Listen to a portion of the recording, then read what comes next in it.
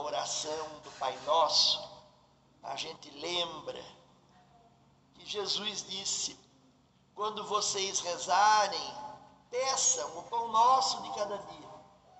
Então é Jesus preocupado com o pão que alimenta, que não adianta só nós termos uma fé bonita que nos eleva para o céu, se nós não tivermos esse sustento no corpo. E quando Jesus coloca no Pai Nosso o pão nosso de cada dia, Ele está querendo que nós peçamos ao Pai para que o Pai nos dê e a gente partilhe da caridade, da fraternidade.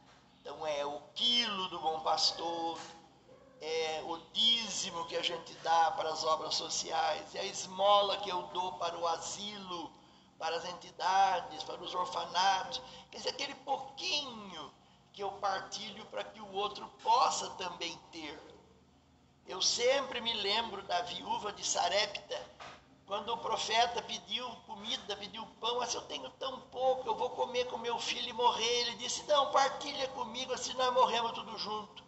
E Deus não deixou faltar para aquela mulher, durante os 3 anos de seca e de miséria, aquele pouquinho de trigo e aquele golinho de óleo, para que eles pudessem pelo menos comer o pão nosso de cada dia.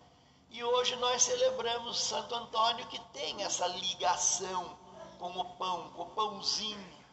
Então, ao rezar o Pai Nosso hoje, peçamos que o Senhor permita que a gente não fique sem pão, que essa crise da pandemia passe e a gente possa voltar a trabalhar, possamos realmente ganhar o nosso sustento, o nosso trabalho, sem corrupção, sem roubo, sem fraude, sem tudo isso que nos envergonha tanto e que condena os mais pobres à miséria, a ficar em fila para pegar esmola. Ninguém quer esmola, a gente quer trabalhar, a gente quer ganhar o salário, a gente quer promover o bem da sociedade.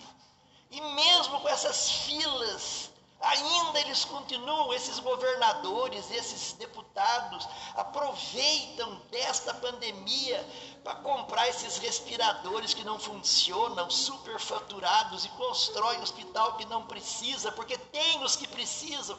A gente assiste tudo isso com tanta raiva.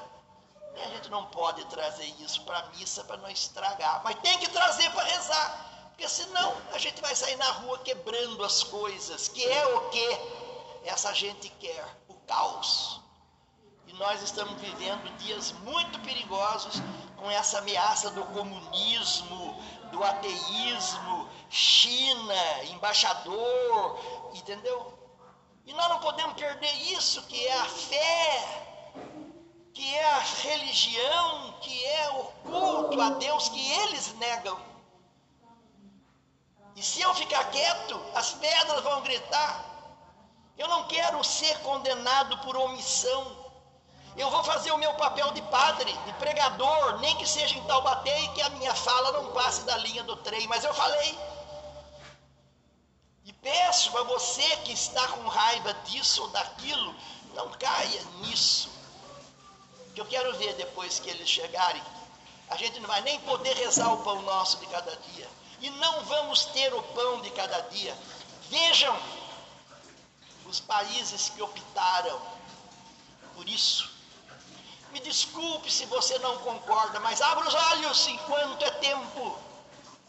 Porque talvez você não concorde, ou porque está querendo mamar na teta também, está com medo de ter que assumir sua fé, gosta da quanto pior melhor. Eles já provocaram isso, 13 de junho de 2020, missa de Santo Antônio com a porta fechada, porque lançaram esse vírus e agora estão querendo vender remédio. Um país que tem 1,5 bilhão ou 2 bilhões de chineses, por que tem que fazer teste da vacina com nós brasileiros? Enquanto São Paulo e Manaus morrem, por que Pequim não tem um doente? Vejam isso, meus queridos. Ai, pastor, desculpa, a missa não é hora de falar isso. Que hora que é? No Jornal Nacional? Na Rede Globo? Vamos pedir o Pai Nosso. que nos atenda como filhos e filhas e nos livre desses malditos comunistas que querem entregar o mundo para o demônio. Nós não queremos, nós temos um Deus que é Pai. O nosso Pai é Deus, o Pai de Jesus Cristo. E Ele diz para mim aqui no meu ponto, precisa ficar calmo, eu venci o mundo.